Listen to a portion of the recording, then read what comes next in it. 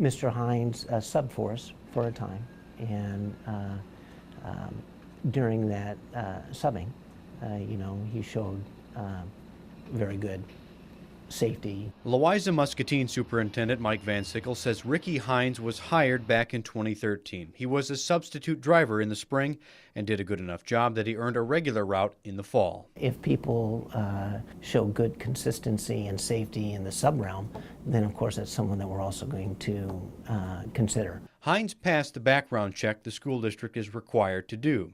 Iowa's law mandates school districts look at court records. Records TV6 investigates checked show Hines has 9 traffic violations dating back to 1994. Were those red flags? TV6 Investigates asked Superintendent Van Sickle. There has not been anybody that's applied that we've actually hired that has had something that, quote, I could not live with, or that showed up. Some of Hines' prior convictions include operating without a registration, disobeying a traffic sign, and lacking financial liability coverage. The Iowa DOT told us none of those prior convictions threaten his commercial driver's license. In fact, the DOT told us half of the violations have fallen off Hines' driving record. Most of the normal traffic violations will stay on a record for 5 years. The DOT's Dennis Kleen says the only issue threatening Hines' commercial driver's license are his 2 school bus accidents. They happened within a 6-month period.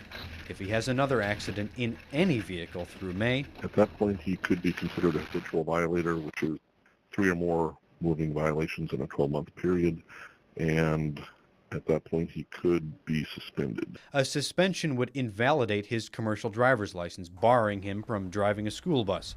Hines resigned his job with the school district in December, although his CDL is still valid. Superintendent Van Sickle says Hines passed all the tests and his background check with no issues when he was hired. As far as the first school bus accident, the parked car incident back in May, that was not a huge infraction, in my opinion. Hines declined an on-camera interview when TV6 reached him by phone. He did say he was very sorry about the November accident, and he says seeing any school bus on the road tears him apart.